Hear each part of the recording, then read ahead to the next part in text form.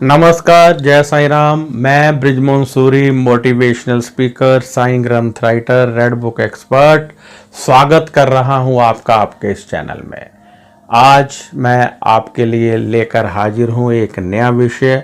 आज हम चर्चा करेंगे एक नए विषय पर। तो आइए आज का वीडियो शुरू करते हैं। करवा चौथ वाले दिन ये 3 वस्तुएं भूलकर भी कहीं अपने निवास पर मत खरीद लाइएगा, बहुत अधिक नुकसान होगा। करवा चौथ सुहागिनों का पर्व है। इस दिन सुहागिनें अपने पति की लंबी आयु के लिए कामना किया करती हैं।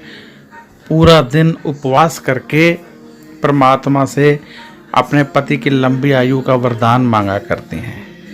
इस दिन सुहागिनों के लिए विशेष वाइब्रेशन धरती की ओर प्रवाहित होती है। या यूं कहें कि सुहागिनों के शरीर से एक विशेष वाइब्रेशन निकलती है जो परमात्मा की शक्तियों को अपनी ओर खींचती है।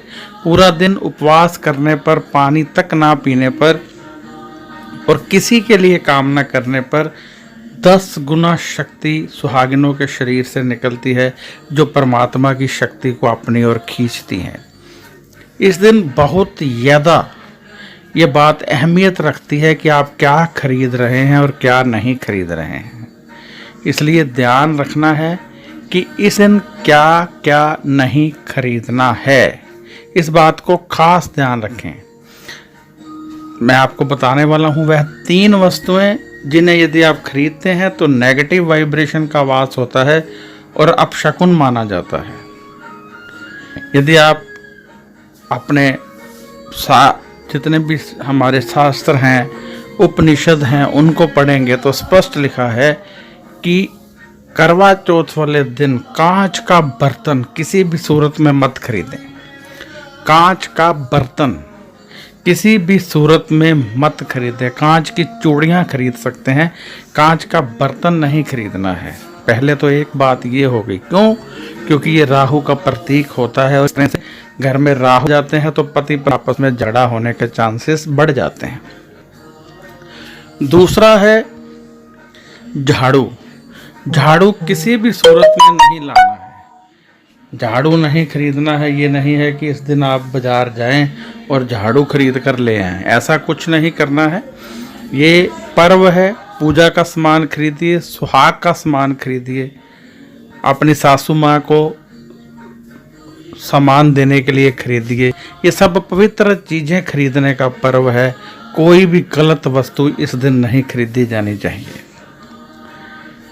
मिट्टी का तेल यानी कैरोसिन, कैरोसिन भी इस दिन नहीं खरीदना है।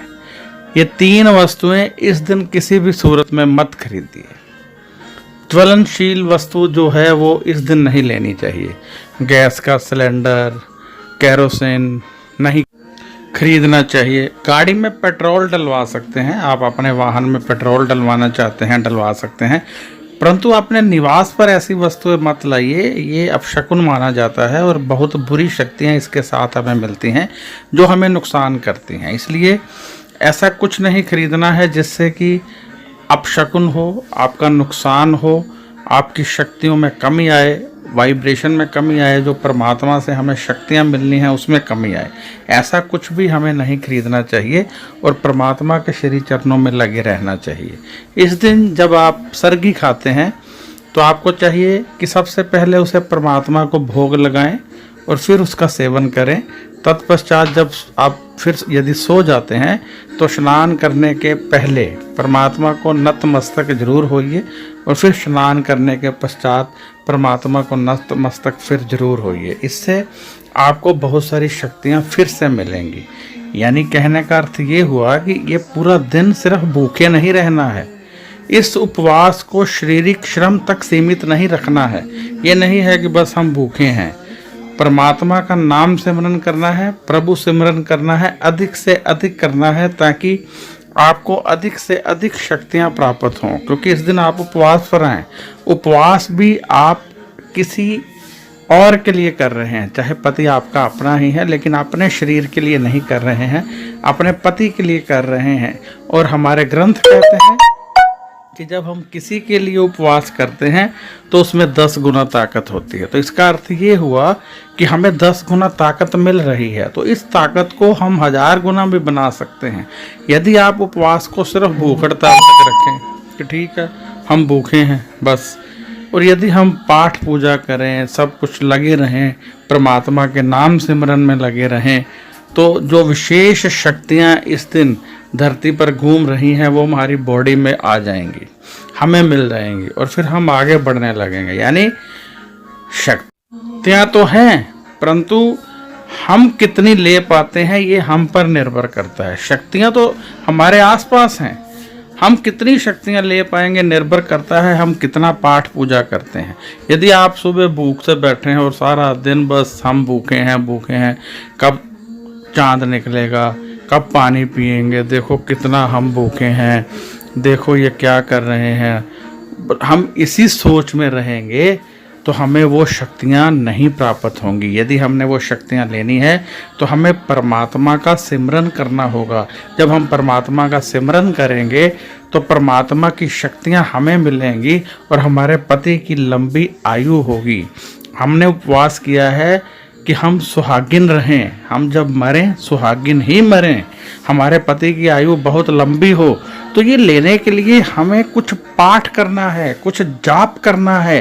परमात्मा ने अपनी शक्तियाँ धरती पर प्रवाहित कर दी, परंतु अपने शरीर को जागृत करना है ताकि वो शक्तियाँ हमारे शरीर में प्रवेश कर सकें।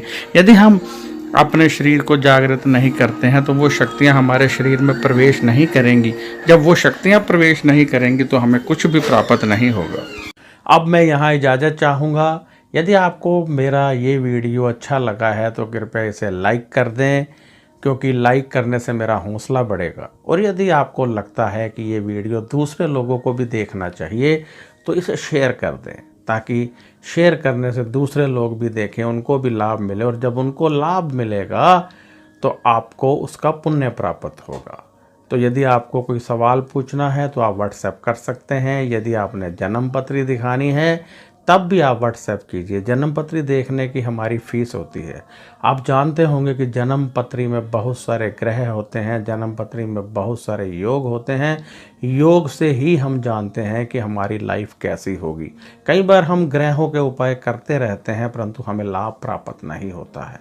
हम लगातार ग्रहों के उपाय कर रहे हैं, बहुत सारे एस्ट्रोलॉजर्स के पास होकर आ चुके हैं, लेकिन लाभ नहीं मिला है। कारण क्या है? कारण ये होता है कि जन्म कुंडली में योग होते हैं। जब योग एक्टिवेट ना हो, कमज़ोर हो, तो ग्रह काम नहीं करते हैं, और जब ग्रह काम नहीं करते हैं तो फिर उनके उपाय कितने भी कीजिए आपको लाभ नहीं मिलेगा। कब तक? जब तक कि उस योग को बलि नहीं किया जाता, एक्टिवेट नहीं किया जाता।